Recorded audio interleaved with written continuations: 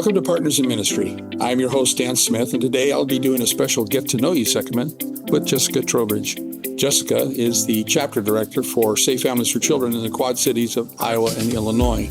Welcome, Jessica, and thanks for joining me. Thanks, Dan. I really appreciate you having me today. To get started, why don't you tell us a little bit about your ministry, who you serve, and how you serve them? So Safe Families for Children, we're here to be a network of support to some of our most vulnerable people in our community.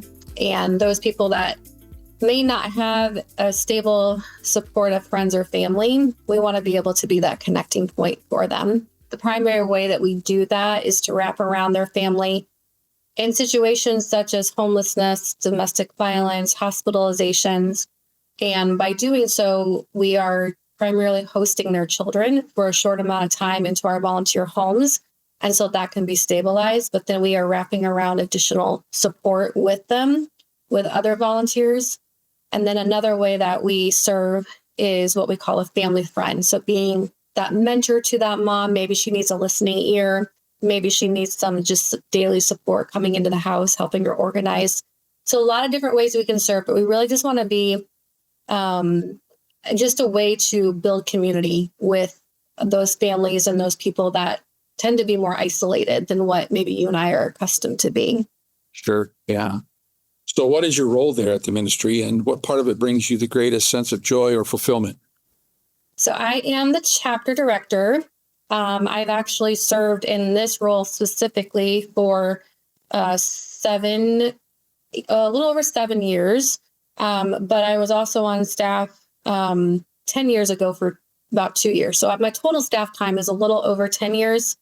And then I've been involved prior to that as a volunteer. So I actually have about 17 years of just a lot of connection point with Safe Families. And then I think what brings me the most joy is I love seeing other people step into the place of serving. So I get really excited when I get that volunteer application, or when we get to do that home assessment and interview them and get to know them. But then we're able to make the connection with that volunteer, with that family. That gets me really excited to see like that's been passed off and they can run with it and serve that family. Sure. Well, give us a little example about how you've seen God working through your ministry. What's an example where you said, wow, that was God, that was really cool? Mm-hmm. I would say recently we've been working with a young mom that has fled a domestic violence situation, and she's got 4 littles under age 4. And we have had several different volunteer families that have been stepped in just to wrap around and be a friend to her. We've been providing some respite weekends so she can have just some time to rest and regroup from having all those 4 on her feet.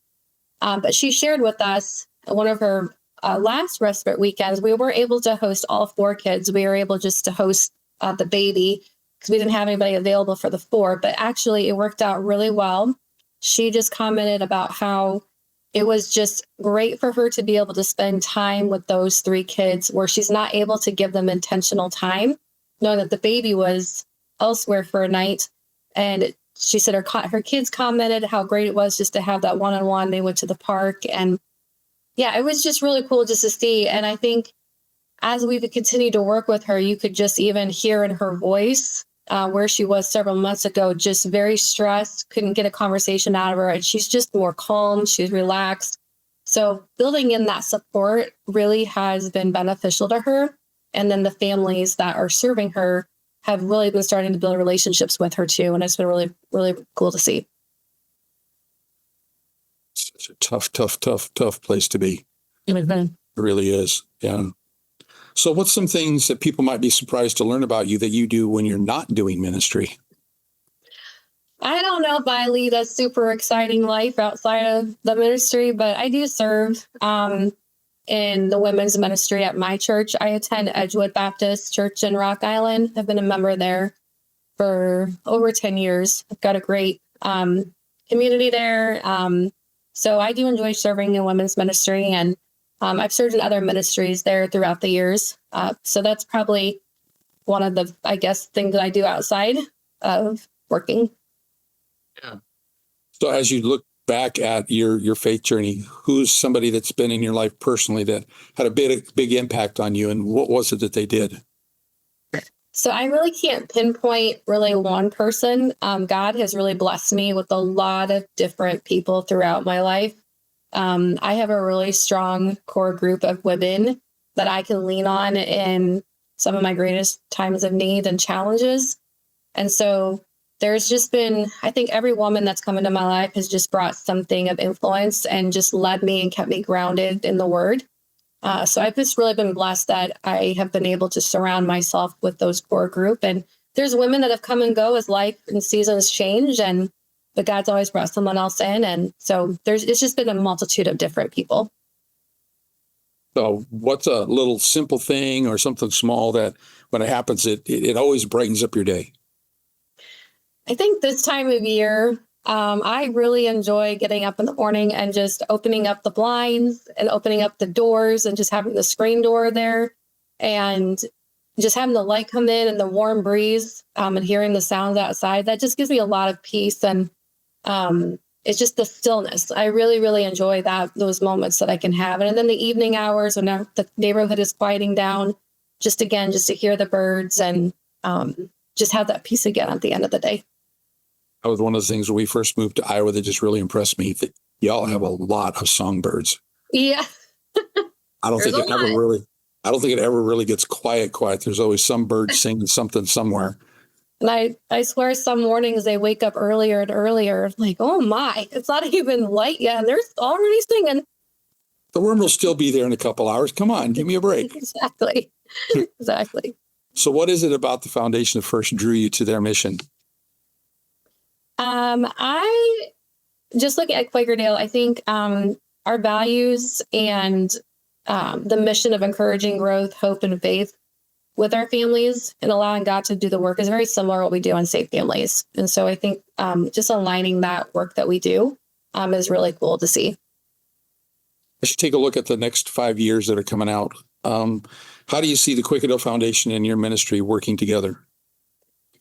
I know the Quakerdale Foundation has been instrumental in just the support of all of our chapters in Iowa. So as we talked at the beginning, our chapter rides along the border here over in Davenport.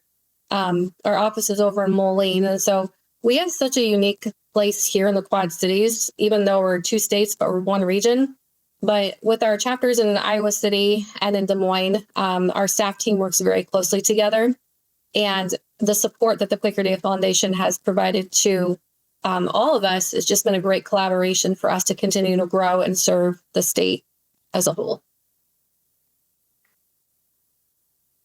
Well, neat to hear about all of the families that are able to stay together and not be broken up by social services or foster. And it is just awesome. So as a support network ourselves, what's one way we can pray for you this week? Yeah. So we are in need of staff. So we've had an open position at our chapter since September, and it's really just been challenging to find the right candidate. We've had multiple interviews, and it doesn't really go the direction that we had hoped, and or just a lot of different factors. So I think that is just one way that we just need a lot of seeking the Lord's guidance on, who is that right person? When is the timing of that person going to come? And how, and just that we'll know that is the person when God does bring that. So that would be a huge, huge prayer for us right now. Contact information here just a minute. Matter of fact, some of it's right below the screen where she is. Feel free to reach out and send her an email. Say, hey, I'm interested in the job position. Or if you want to, you can shoot me an email, because I know Jessica is going to send me a copy of the job description. I'd be more than willing to pass that on to you. This is a wonderful ministry, and then you'll definitely be blessed if that's a good fit. So, hey, Jessica, thank you so much for your time, and it's just been great to get to know you a little bit better. Thanks, Dan. I really appreciate it. Hey, if you got any questions, or if you'd like to learn more about Safe Families for Children in the Quad Cities, you can see their conference information right here on the screen. You can also find it in the show notes for this episode on our website, or you can find it in the description of this YouTube video.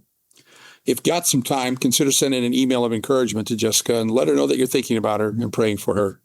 So on behalf of Safe Families for Children, Jessica Trowbridge, and Partners in Ministry, I want to thank you for joining us today. And until next time, let's get out there and serve as Christ serves.